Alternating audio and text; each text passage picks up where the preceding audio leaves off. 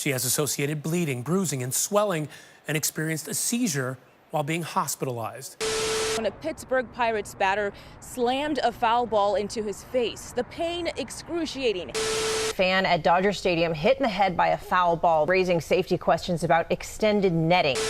This is getting to the point of insanity where Carl's favorite sport, Major League Baseball, is failing to give a damn about the safety and health of ballpark goers. As you could see from his collar as he's leaning over, huge Cubs fan. This photo captures the girl crying as she's whisked away. When that half inning was over, and I just couldn't hold it anymore. In late May, the Cubs played the Astros, and Chicago's Albert Almora Jr. hit a ball that traveled 160 feet in 1.2 seconds, according to StatCast, reaching the stands in barely a second. It struck a 2-year-old girl. Recently, new info has surfaced on her condition. She suffered a skull fracture, along with subdural bleeding, brain contusions, and brain edema. She was hospitalized for several days, during which time she had a seizure, but is now on medication to prevent further seizures, and is recovering from her injuries at home. Just days ago in the first inning, the Dodgers' Cody Bellinger hit a scorching foul ball down the first baseline and hit a young woman in the head. "I saw it literally hit her face," Bellinger said after the game. The rules currently in place? According to Major League Baseball, as of last year, all 30 team stadiums are required to have protective netting that extends from behind home plate to the end of each dugout. Both the woman and the little girl were sitting just outside that shielded area. And have any teams taken action? This is how the netting currently looks.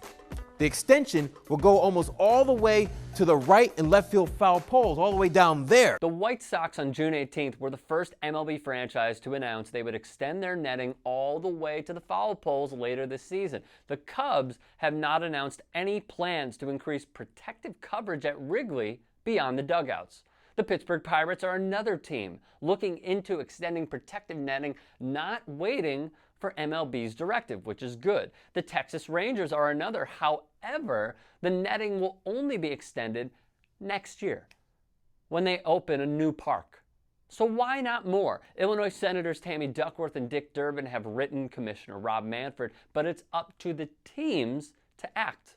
And they should. A Bloomberg study found nearly 2,000 fans are injured each year by foul balls and broken bats.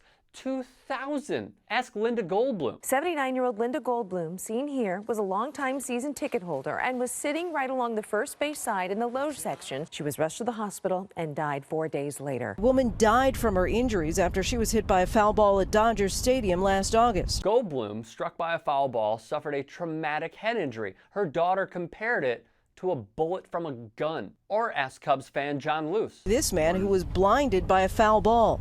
My life and the lives of many fans have been changed forever. Luce lost his eyesight in his left eye via a hard-hit foul ball. The vision loss may be permanent, and he might need a prosthetic eye, he added. The question I continually ask, what will it take? In Pullman, Washington, HBO's Real Sports visited WSU's Sports Science Lab. Subjects were placed behind protective glass 75 feet from home plate, equidistant to being exposed at MLB parks. Baseballs were delivered at 95 miles per hour. So he's doing nothing. His hands are still in his lap. Exactly. Yeah, he's not even close to defending himself. In Japan, they simply have it right. At the Tokyo Dome, nets have existed since 1988. Highly trained stadium workers direct the location of every foul ball to cue fans' awareness, then check on said fans after every foul ball. Every single one. If fans want to pay more for seats without netting, they're free to do so, but are strongly implored, thus given, a helmet and a glove. The National Hockey League was asked the same question years ago. What will it take? At just 13 years old, one fan was hit in the head by a puck.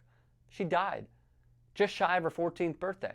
At the owners' meetings after that season, the NHL instituted a policy, protective netting in front of the crowd behind each goal. The NHL took action. Why doesn't Major League Baseball? After the Almora Houston episode, owners say they received calls and emails from fans saying they don't want any further net expansion. Fans relish the close proximation to players to the field with unobstructed views. They value the art of the foul ball, even if fellow ballpark attendees are hospitalized, lose their sight, or even die from injuries. Season ticket holders demand nothing change, but as Jeff Passan of ESPN writes, there's no argument against this. No humane argument, at least, not when this keeps happening again and again and again and again and again, and children wind up in the hospital. So what's more important, MLB owners? What do you value, Rob Manfred? The attendees' safety or the hospitalization of young fans? It's time. It's been time. Demand change and act now.